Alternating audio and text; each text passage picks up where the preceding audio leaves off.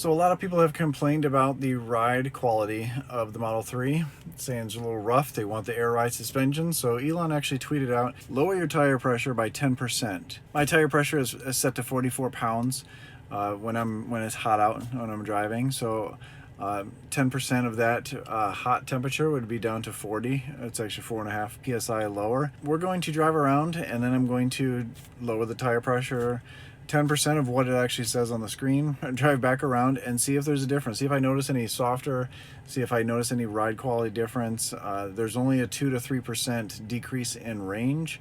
So that's that's 6 to 9 miles on a full charge. So really not a huge deal, but if it's a better ride quality, then, hey, something I might want to do, but on long trips, I might want to bump that back up to normal. So we're going to go out and drive and see what the difference is. And obviously I'm familiar with the way the car rides right now at 44 psi. Really interested on what it's going to be, but I'm going to drive for a little bit. I want to see, like, right away, right after I change the tire pressure, see if I notice a difference right away. And the suspension does seem a little firm. I'm used to it, obviously. I've got over 3,000 miles on the car already, so I definitely am used to it. But I'm really curious to see if it helps a little bit. See if it's not as firm. So this road here, quite bumpy.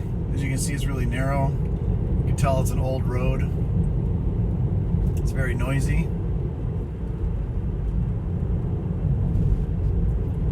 Lots of bumps, but the road isn't too bad. I mean, the ride is not too bad. Again, like I said, I am used to this, but we will come back down this road once I do lower the tire pressure.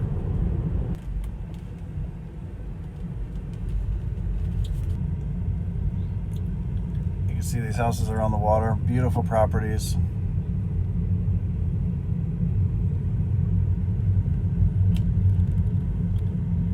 That one's a little weird.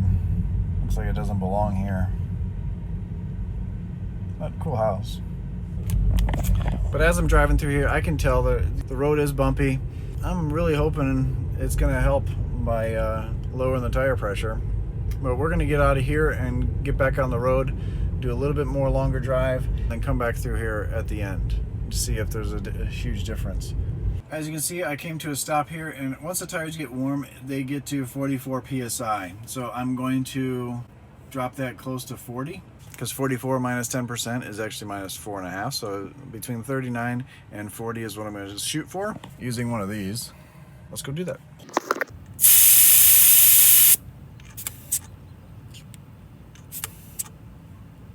This thing sucks. I can't really read anything, so we're gonna have to go to the store and get a better one.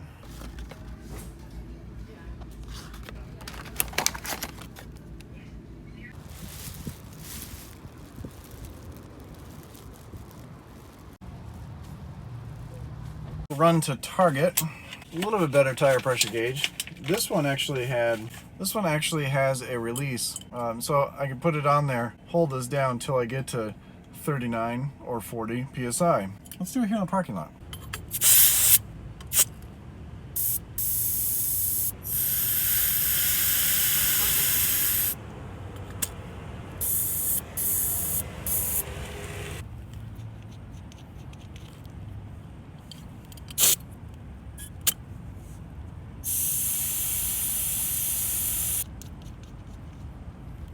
Side to 40 psi and driver side to 41. So I think that's close enough. The one I bought is not the best, but I think that's going to give me an idea if it's going to be smoother ride or if it's going to be more comfortable ride than before. We're going to head back to that development area that's on the water. It's some nice bumpy roads there, and see if it's any smoother. So first initial thoughts on this road. I travel this road quite a bit. There's some bumps right there. It did smooth it out a little bit. It's not as loud, I would say. You still feel the bumps. It's not a Cadillac ride at all. It's not like an air ride suspension whatsoever, but it did smooth it out just a little bit. Here's a bump. Those bumps were on the passenger side, which is actually 1 psi lower than the driver's side right now. It actually is making it for a better ride so far. I can really tell a difference. I'm I'm surprised. I mean, I understand why they want the PSI higher, because you're going to get better or you're going to get less rolling resistance when you're driving. It's going to give you more range in the long run. And I do think pumping them back up for a long trip, like I'm going to be going to Florida next month, I will pump them back up a little bit. But I can tell a difference so far. Now I can definitely tell that there's bumps here. It's not, like I said, it's not canceling out all these bumps. It's making them just a little bit smoother, a hair smoother. Oh, that was kind of cool. Did you notice all the beeping? It saw I wasn't letting off at all because I knew I had room, but that truck was turning and it wanted to let me know. A little collision avoidance. The collision avoidance that comes standard on the car, whether you have autopilot or not. Or in autopilot or not, obviously, because I was not in autopilot. Pretty nice safety thing. A surprising difference, actually. It's actually quite a bit smoother through here than it was before. Before with the tires, it would send more sound, I think, through the tire into the cabin, and now it's even a quieter ride. So that's one benefit, I think. Definitely a smoother ride. I'm actually going a little faster than I was the first time through here, and it's even quieter than it was the first time. I think I'm going to leave the tire PSI at 40. I'm going to try to lower the driver's side to 40 as well. Drive like this for a little bit and see if I notice a difference. See if I notice a difference in tire wear. Let me know in the comments down below if you've done this test to your Model 3. It's affected anything. If you like the ride quality better the other way, if you're definitely waiting for the air ride suspension, let me know your comments on the suspension system on the 3. I don't think it's that bad. I don't have the air ride in my Model S either. I have the coil suspension, and I've had a Model S with air ride suspension as a loaner car from Tesla, and honestly I didn't really like it.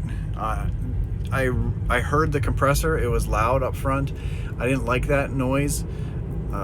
It's such a quiet cabin that, you know, I didn't like hearing that noise of the compressor kicking on every time. And I also do plan on eventually some type of lowering springs for this car. There's a couple companies out there that do the lowering suspension.